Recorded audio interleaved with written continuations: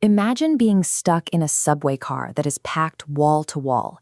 It is hot, cramped, and uncomfortable. But the moment those doors slide open, the crowd naturally spills out onto the empty platform, spreading out until everyone has a little breathing room. This isn't just human behavior. It is a basic rule of nature. Particles in a crowded space will always try to drift toward an empty space if they can, and they do it entirely on their own, without needing any extra push. In the world of biology, we have a name for this difference in crowding. We call it a concentration gradient. It is the invisible slope that pulls molecules from where they are tightly packed to where they are scarce. Every cell in your body works like that train car.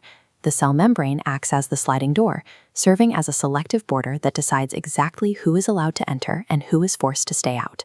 By managing these gates, a cell can make sure it is constantly pulling in the nutrients it needs to function while pushing out the waste products it doesn't want.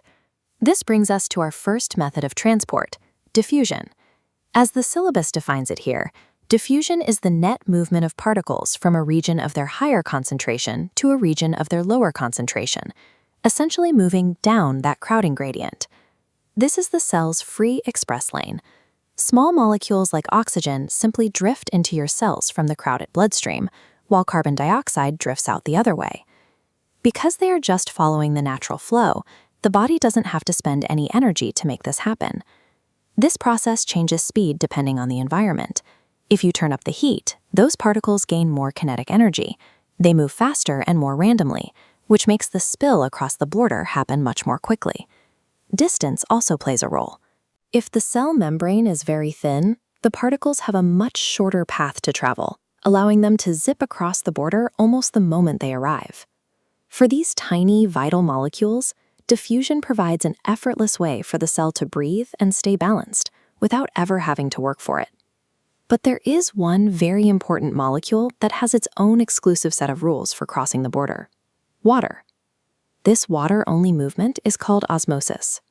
It is driven by what we call water potential, which is just a measure of how much room water has to move. Water molecules will drift through a selective gate, one that lets water pass but blocks larger particles, moving from a watery, dilute area to a place where things are more crowded and concentrated.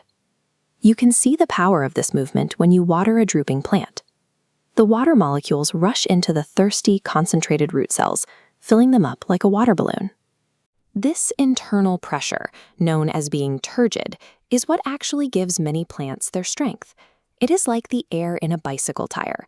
That internal push is what allows a soft-stemmed plant to stand up straight against gravity. This balance is essential for life.